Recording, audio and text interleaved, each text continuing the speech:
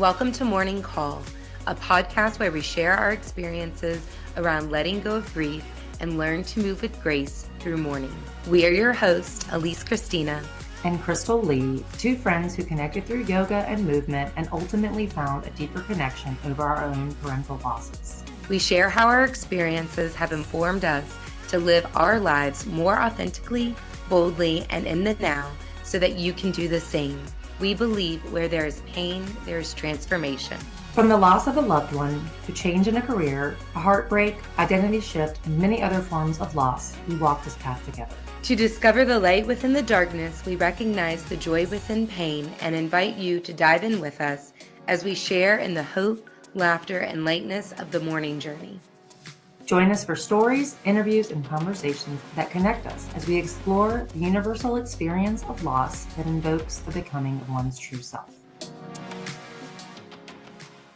Welcome to the Morning Call podcast. I'm your co-host, Alyce. I'm your co-host, Crystal. And today we have a very special guest. We're so honored and excited to welcome Jena Kirkpatrick to Morning Call. Jena is a writer, community organizer, and social activist. Her work for Evermore is in honor of her son, Alyce, who was killed in 2011. She was instrumental in securing health support for bereavement care in the fiscal year of 2021 congressional budget.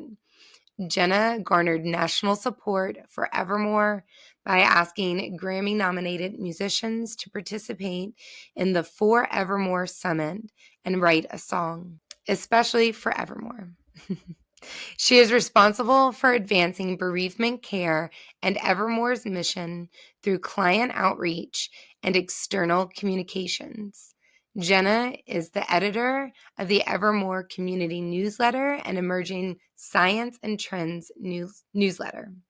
She identifies ambassadors and develops community events and campaigns.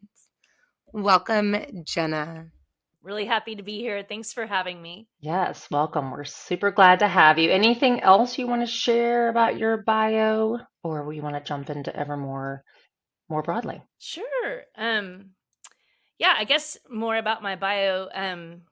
What was really interesting is just that, I got a call from our Evermore's executive director asking me to help get our Congressman Lloyd Doggett here in Texas to lead a letter that would mention bereavement care in the federal year budget. And I really didn't have any idea what that meant, but I was like, used my PTA mom power skills and just started calling his office. And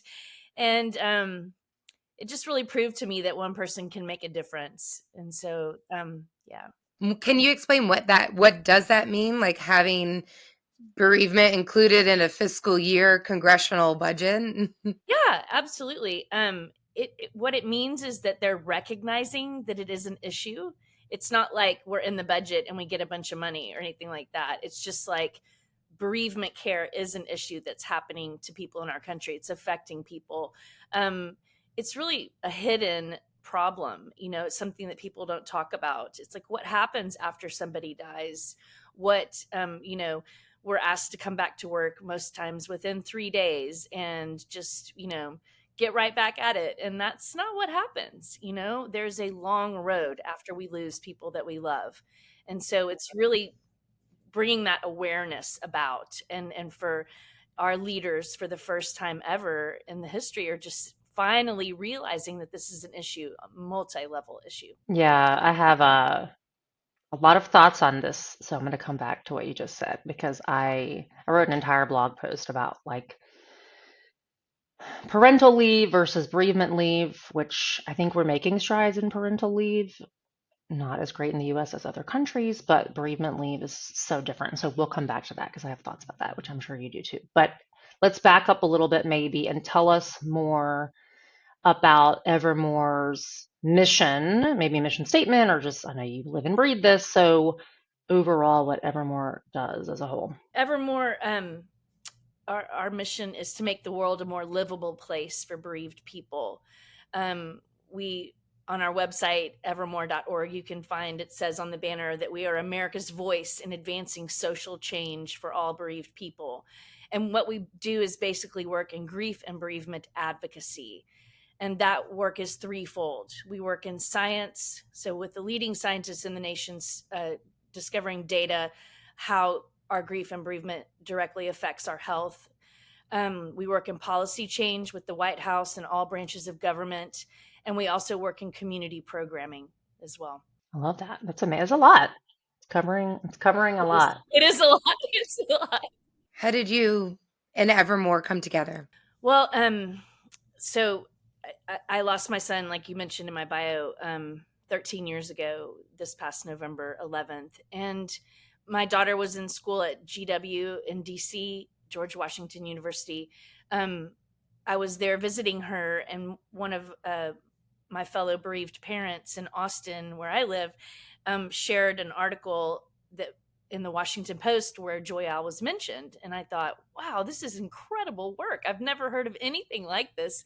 And so I reached out to Joyal. I just emailed her, and she immediately answered me back. And so my daughter Lila and I went to meet her for tea. And I told her the story of my loss and what happened to my family and to me. My husband lost his job the day after Alyce was killed in a car accident. We didn't have insurance. We fought insurance companies for the next 6 years just to get the basic policy of the driver. Many other things, financial burdens. I had no counseling, on and on and on. And when I told her my story, she said, this is the norm of what's happening in our country. And so, yeah, so me being, working in my community, working with the PTA, like I mentioned earlier, being this person that wants to stand up when things are happening that are wrong, I said, what can I do to help? And so I just immediately started volunteering with Evermore. I, made my living as a writer for 17 years. And I have a lot of friends that are writers and musicians. And so I kind of brought that to the table throughout the years. And a couple of years ago, I switched my careers and moved to be the manager of outreach and engagement for Evermore. And Joyelle is the founder. Remind us. Yeah, Okay. She's the founder and executive director of Evermore. Yeah. And she is a basic scientist by trade, but also worked within many political campaigns and also on Capitol Hill for decades. So she's very well connected and very well versed in the language that, like when she called me to say, would you ask them to lead this letter? I'm like, what does that mean? Right. So she knows all the ins and outs of what goes on Capitol Hill, and has this, connection to the mission as well. The reason that she started this program, this organization, is because she lost her daughter, Eleonora, and that deeply affected her life. And then she started thinking about the bigger picture, wondering what happens to people after they lose someone they love. We don't have bereavement leave, right? It's not included in FMLA. 3 days is obviously not enough to even plan a funeral for your child or even consider returning to work. And then she started thinking about the health implications. What's going on with our bodies? What's happening to us physically? We know mentally that we're down, right? But so many other things. And she started just talking to people all over the DC area, asking them their stories. And they were incredibly powerful and many times horrific stories of what happened to them. So she said, I'm going to make a change. I'm going to start this organization. We're the first of its kind working in these areas. And many times people are like, gosh, where have you guys been? We need you, right? We need something like this. Yeah. I mean, I remember the first week after my dad passed, I think I might have slept in an entire week, a total of 6 hours, maybe 5. I mean, so the fact that people are expected to, like you said, plan a funeral, which takes like brain power, which I wasn't sleeping, I didn't have, and then go back to work. I mean, I actually was able to go back. Well, it was only like 2 weeks, which isn't even that long, but I remember I was like, I don't even know how to send an email, right? So you're just not thinking clearly, you're exhausted, you're in shock, depending on what happened. So I think this is such an important discussion to bring light to what's really like realistic in terms of how people are dealing with their grief. What year was Evermore started? We started 10 years ago. So in 2014. Yeah. Okay, nice. What is the correlation between science and the research? Like, how are y'all using the research of what's physically happening in people's bodies to enhance and, you know, what's the right word? Inform what you all are doing. Basically to disseminate this information, to get it out there to people, to let people know what you are going to experience or may experience, and the differences between um, your loss as well. So as a bereaved mom, I have different implications, and as somebody that's parentally bereaved, or somebody that's a sibling that is bereaved as well. It's bereavement is not a lifestyle choice or a chronic disease or anything like that, but it does literally have an exact inflection point when it affects your life, and continues to affect your life. So one of the things that we've done is we worked with the Cherokee Nation this past year, because of the science and data that was put out there that Indigenous children are parentally bereaved at 2.2% higher rate than any other socio-demographic in the country. So we gave a small micro grant to the Cherokee Nation and had art classes and went in there and worked with them. We also worked with a program in the South Bronx called Hip Hop Therapy that's been around for many years. It's such a cool program, and those were young adults that have that are bereaved as well. And yeah, we're just trying to make a difference in these small ways that we can, and then taking these numbers to Congress and saying, this is what's happening in our nation. We need to pay attention to this. Has there been any science in your work over the past years around, I'm not sure how if I'm gonna ask this in a way that makes sense, but a lot of times you'll hear something like, um, experiencing a loss or being in grief can sometimes act in your brain literally almost like a traumatic brain injury, or it does change the like neuroplasticity of your brain. Have you found any research that like corroborates that? Um, Not that I can speak to directly right now, but I know I kind of talk about this quite a bit. Is that grief takes up a big part of your brain space after you lose someone. People say, I can't remember what I was going to say, or that person's name, or even what I'm doing, right? I can't think clearly. And yeah, the neural pathways in your brain, from what I've learned listening to, we have a program called In the Know. And we have experts in grief and bereavement come on. And something that really struck me was that, when you lose someone that you love, that neural pathway is still continuing to go back and forth to that person forever. Right. So that relationship, where is my child? Where is my child? What are they doing? I can't, that's just actually happening in my brain. And I can't change that. I mean, that is, compounding my grief, and, changing the way I adapt and have my days. So what I had to learn how to do is create a different relationship with that neural pathway in my brain. Like do things that honor him, or I think of it as a roadway, and I'm planting flowers on the roadway. I'm throwing out wildflower seeds. I'm doing other things to try to have and maintain this relationship with someone who's not physically here anymore, but my brain does not know that. That's such we talk a lot about on Morning Call, and have talked about like the forms of movement, right? Energetically, spiritually, mentally, physically, emotionally, right? And to have this, I've never thought about like the visual pathway, like the neuro path of like what our brain is actually doing is it's visualizing the movements, right? That are going to make a difference in how you perceive your own grief, right? How you move with them, how you move with it day to day, how you walk with it, how you, like how you cry with it, how, and it's ever evolving. And I love that visual. I'm like going to see my Right. paths now. Someone said recently to me that our love doesn't stop growing for people that we've lost, right? That the love still grows. So of course the grief is going to still grow with that too. And and so to honor that in some way,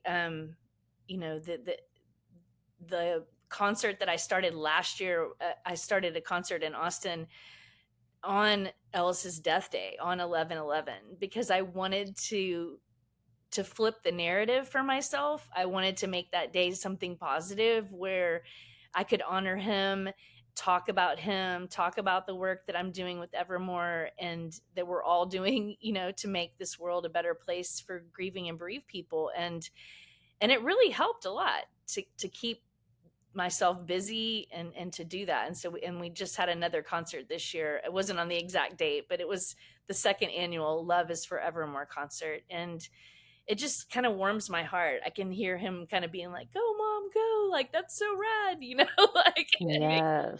Yeah, tell us more. I want to know about the concert. Like what kind of music, or is it a fundraiser? Tell us It more. is. It's a benefit.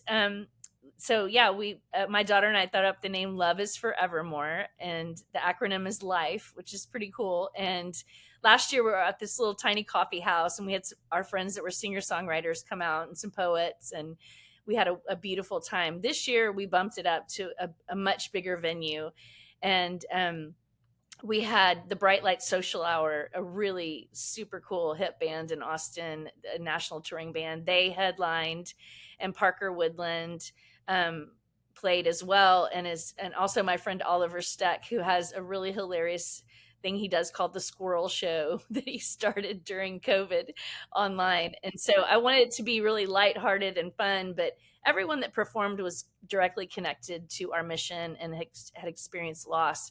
And so that was really important to me as well when booking. We had an art booth where people were painting rocks with their loved ones' names on it. We had a huge, yeah, it was really, really super cool. My some of my bereaved mom friends ran that. So everybody kind of came together around the mission, and it was a gorgeous sunny day because it apparently never gets cold in Austin ever. We're always like, it finally got cold yesterday, but yeah, November 17th was when that concert was, and it was like 70 degrees outside. So it was really beautiful. Yeah. And yeah, we were able to just tell people about the work that we're doing. And that was so important because people were just, I feel like a lot of times people are just like, wow, wow. And then where have you guys been? Why doesn't something like this already exist? It's kind of shocking. Yeah. You're going to have to tell us more about the Squirrel Show in an email so I can follow online. Um, It's the best, really. definitely. Okay, I was like, I'm definitely interested. It's right up my alley. So maybe this is like a two-part question. You all are doing work both at like a local level in Texas from like a policy change perspective and federally. Is that right? Or trying to, is that right? Well, that's really interesting that you should ask that because we actually did just start our first Austin chapter. We got our nonprofit status right before we had the concert. And so we're having our first chapter meeting on January 13th. And we're going to talk to people in Austin and see what they want to do. Right.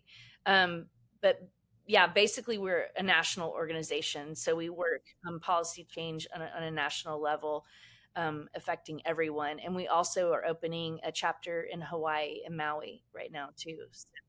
Oh, amazing. Oh my I'm like, gosh. we need one in Charlotte. I'm like, I want to help spread this like wildfire because seriously, you say the population of bereaved people, and we all, every single person experiences loss in some capacity at some point in their life. And so like it is just something that we need to be in conversation. Like, we need to have tools and resources. Like, I wish I would have known about this when I lost my mom, right? And very grateful for the um, organizations like Kindermorn, which is for bereaved children specifically and parents who lose children here in Charlotte. They're an amazing organization. My daughter started going to counseling with them, and how many times have I recommended that to someone else, right? That has experienced a loss or um and even, yeah, like just this like national global impact for community to have access is so important. Yeah, I think so too. And yeah, I'm mentioning Kindermorn. Evermore does not do necessarily direct service, which is what sometimes people are like, what do you guys do? And we're like working on this really broad level on a national level to change the the whole culture of what's happening right now, to be like, we have to have paid bereavement leave, we have to have these flex days, we need this. But we do have an amazing, our website evermore.org is really, really helpful. I myself use it constantly every day to direct people to places like Kindermorn. We have a national grief directory there that lists, you can click on your state and it just pulls up a list of everything available to you in your city and state. So yeah, we work in partnership with organizations like that quite a bit. We'll make sure to share that in the show notes for sure, because that would have been.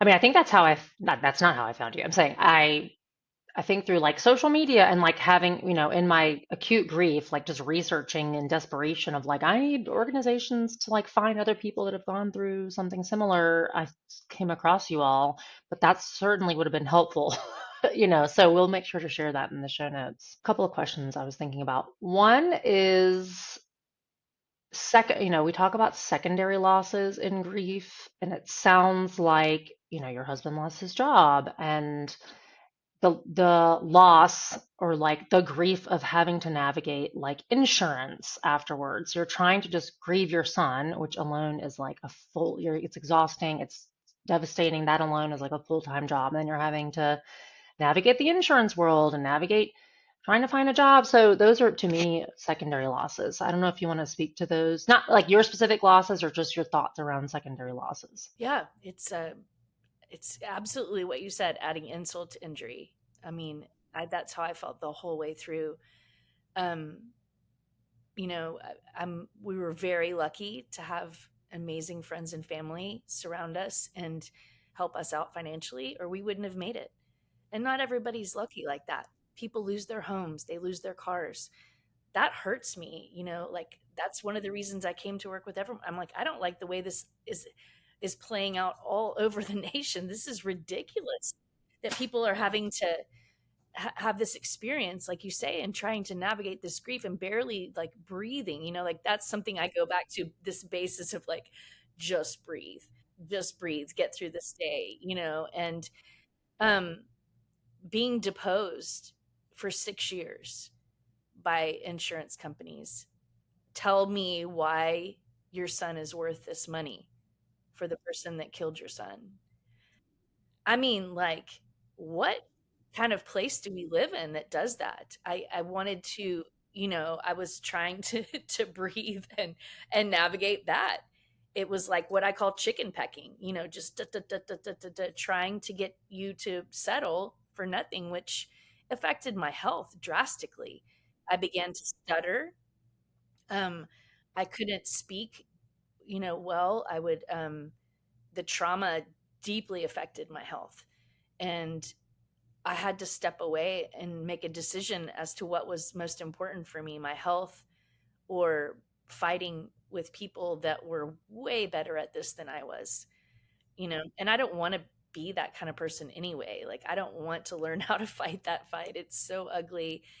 What's happening to people after people they love dying is tragic. And yeah, it's one of the things that pushes me the hardest to make changes and to work every day to make sure that people are taken care of.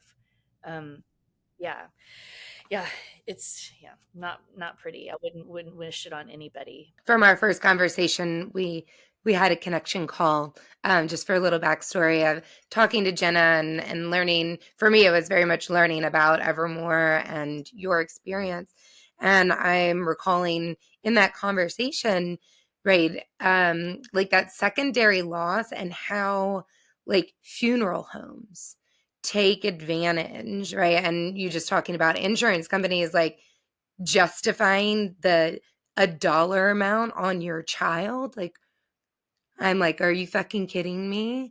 Like, that's like those are fighting words right there. Like, I fight or flight mode, I would go into fight mode. It was really lucky that I everything in my body was like go across the table like and be like, what are you saying right now? And my husband was like, you know what you said? Because I didn't even remember. Like, you took a deep Yeah, breath. you probably like blacked out. Yeah, I was just like took a deep breath and I said, I will be happy to just have my son back.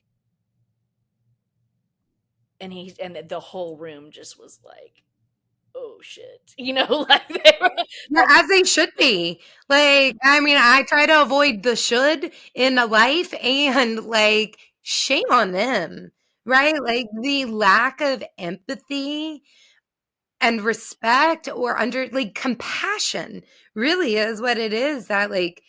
And I think that's for me one of the reasons I want to have these conversations is to time and time again we have to remind each other that we're all going to be in a pair of lost shoes at some point, right? And like you never know until you're there, truly.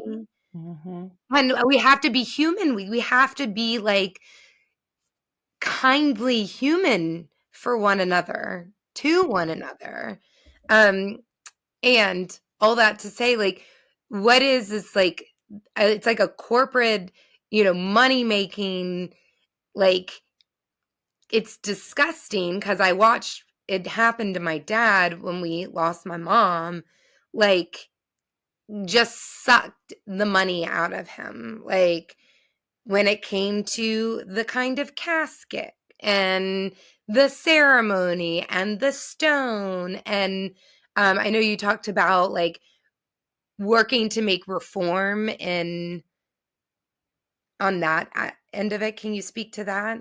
the funeral industry, as when in any industry, they're not all bad players, but there are some, and there are quite a few in the funeral industry. So we worked very closely with the FCC to find out who these people were, to create guidelines, to let people know. There's actually a list out there that you can access that tells you all the homes that have violated the standards that the FCC set for the funeral industry, people that are basing what they charge you on what car you drive up in to the funeral home, um, and what insurance policy you may have, taking full advantage of that. Um, yeah, were three really incredible articles that came out in the New York Times about that, and we did stories in our community newsletter featuring those articles, and pretty incredibly shocking, and just for somebody that works in that industry where they're dealing with people that have experienced loss, and then to be taking advantage of them, you know uh, is shocking. And it's happening in Black and Brown communities, at a higher rate than it is in other communities too. Um, yeah, we had a whole panel of people come together from all different types of communities and spoke to them about what they knew was happening in their communities and what was going on. And that's the one thing I really love about Evermore is like when we see things that are messed up and that are happening that are wrong, we say, oh, you're not just going to not do anything. We're going to lead you to how you are going to solve this problem, right?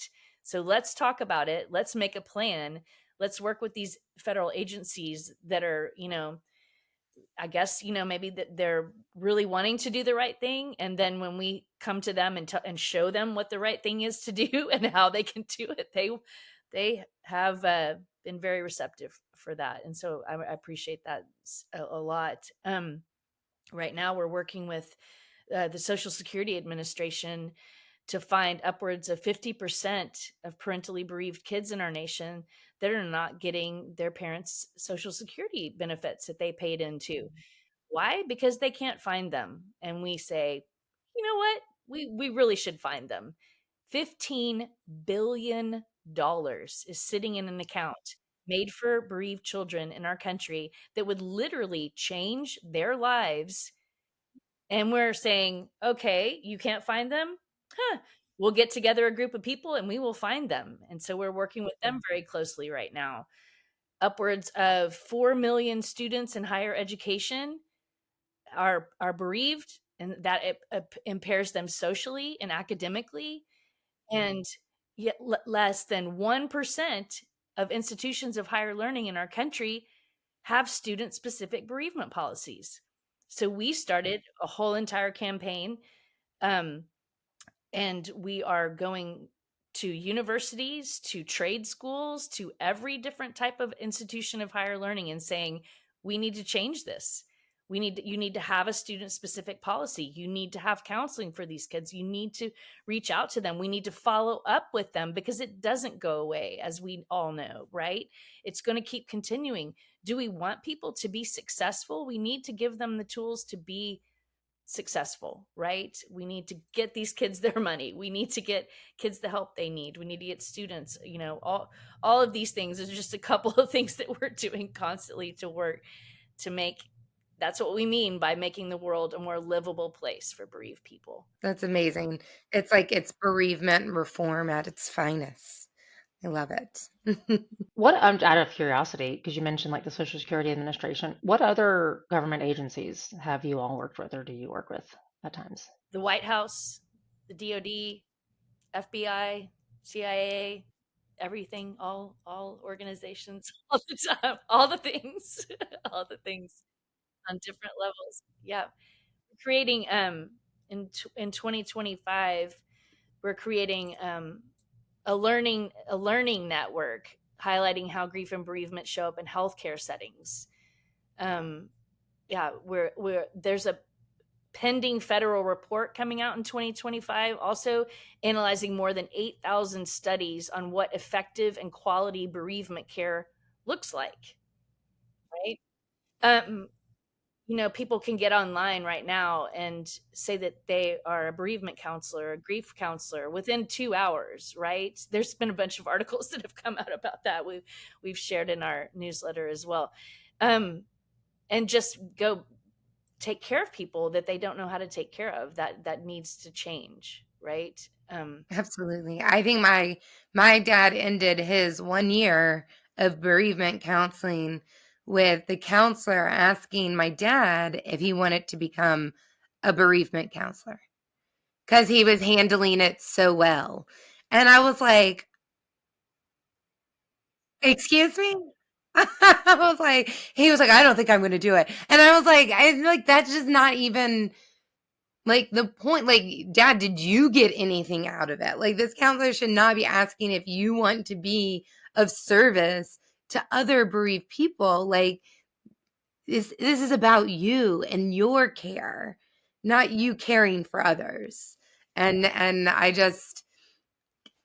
am, and that is something that I've thought about like pursuing. And I like one reason I'm like, I haven't done it because the things that I've looked into are it's like, it's like, a year or two program, right? Whereas like, I mean, for me, like it is a different form of study. And yes, I have a lot of tools underneath my belt that I think are very beneficial to offering to other people. It's just like, it's finding that niche. And I'm like, the fact that someone could just go online in 2 hours, be like, I got you. Yeah. And the fact that his bereavement counseling was 1 year, like over at 1 year, like oh, you're fine. You're after 1 year, you should be all buttoned up, All of ours were, yeah, they all ended. My sister did it, and I did it, and it was to a year. And that was it, and it was even like, I think I was asked like maybe at 4 months, are you getting anything out of this? I'm like, I mean, well, today, yes, or like today, no. It's different every time. Yeah, it was really interesting to like be in that space, but also like as someone who does a lot of self-work and self-inquiry of like, it wasn't the thing that really, I can't say that it bettered me in any way. And not that it should better me, but like it didn't give me any other tools to use really. Yeah, and that's the thing, is the tools, right? I mean, yeah, how are we going to move through this? This is not Amway, right? We're not supposed to be getting people to sign up to join the tribe of people and sell the products. I mean, it's it's an in-depth study. I'm not a scientist. I'm a bereaved mom, but I appreciate people that study these things and that actually are experts in it. And I learn constantly. There are incredible books out there. There are incredible people doing work. Um, yeah, and it just is very specific, and it's very specific to your loss as well. Like they did a study on bereaved parents. I can't remember the exact. I mean, it was like a 16-year study or something like that about how long grief lasts for bereaved parents, and they were like, and the study ended at year 16, right? So they never knew like when it stopped happening, right? And what was going on. But they just ended up having to stop the study. And I'm always like, yeah, because it just doesn't go Doesn't away. stop, right? Like to your point earlier, you're going to grieve them forever. Like you love your person forever. You don't stop loving them, so you're gonna not stop grieving them, right? So, um, yeah, and you talk about the different types of loss, and I always say I don't like to compare losses. And let's say you're dealing with a traumatic loss, like your loss was very traumatic. I mean, all losses can be traumatic in some kind of way, but like, or a suicide, or, I mean, there's just different types of loss. So to have only one type of bereavement leave when all types of losses are so different is ridiculous. Like it's not just a one size fits all. All types of losses are different, and all types of grief are different. Grief is as individual as a person's fingerprint.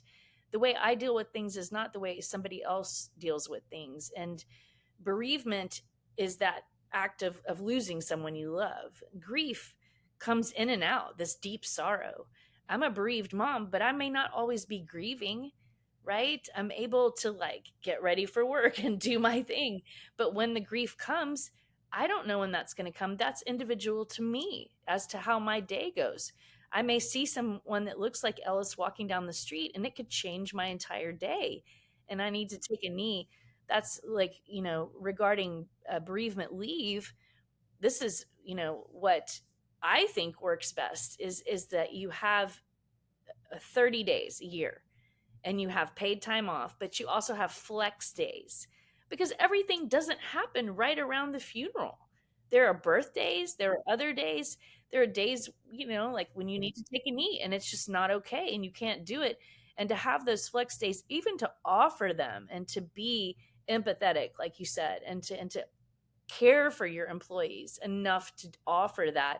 Most people won't even take them, but if they need them, they know they're there in their back pocket. And that would change, I think, the entire culture of our of you know places where people work all over, employers and employees all over the country.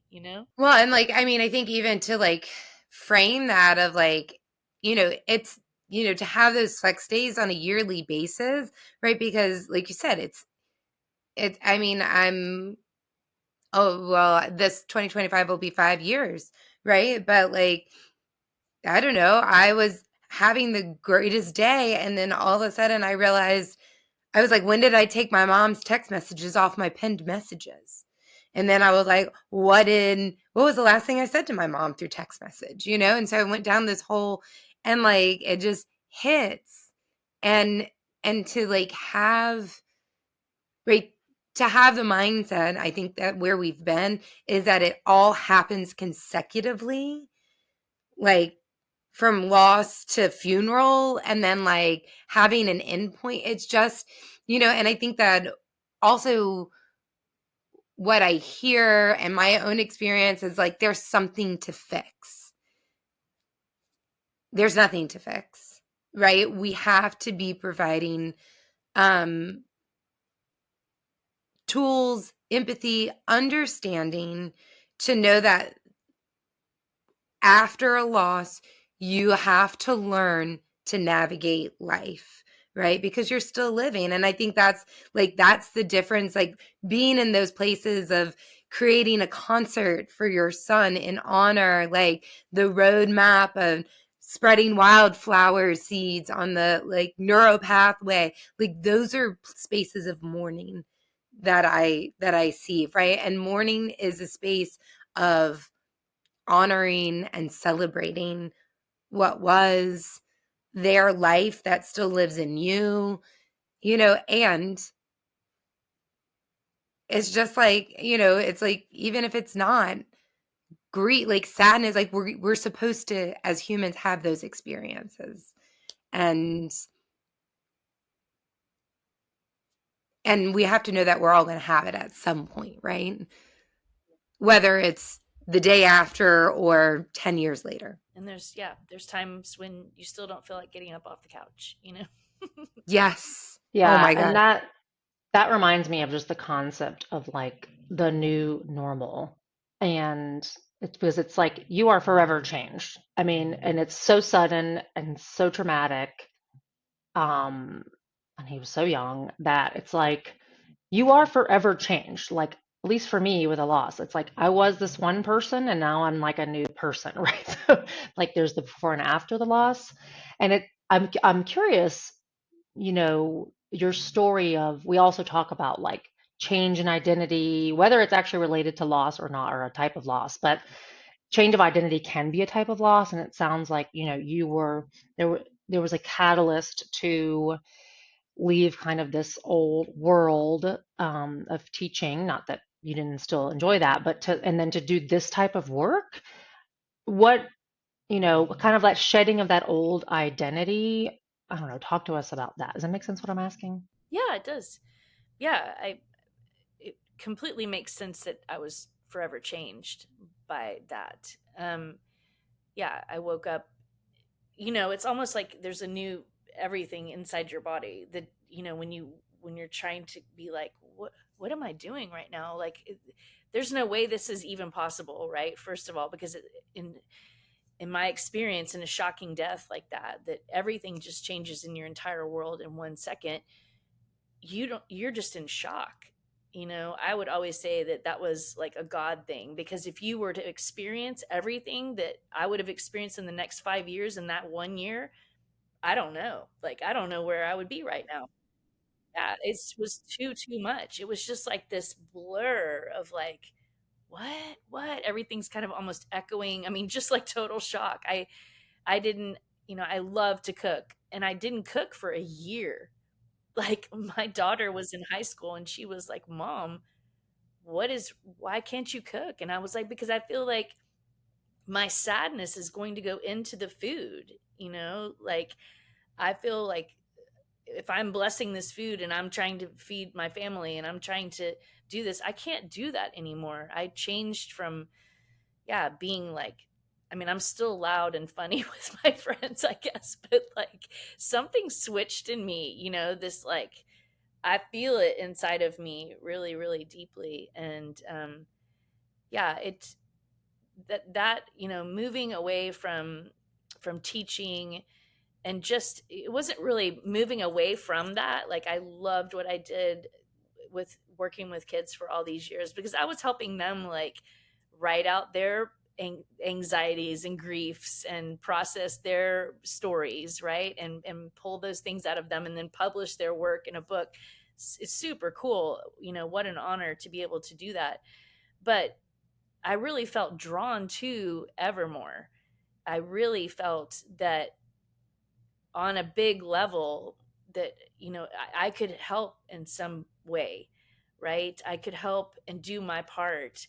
And that was really what, made me step into that role and just kind of, make a shift. And I didn't even know if I was going to like it or not. I mean, this is heavy work. It's heavy work every day. Like, I wake up and talk about grief and bereavement all day, every day, and hear stories that are heartbreaking, and talk to people on the phone, and listen, and really try to be there in that space for them, and it's it's intense work, and sometimes I have to go take a walk, or go soak in the saltwater tub, or do something else to shift and to release. But I really, really love it. I really found out, over the past 2 years, that I absolutely love what I do. I feel so honored to do it.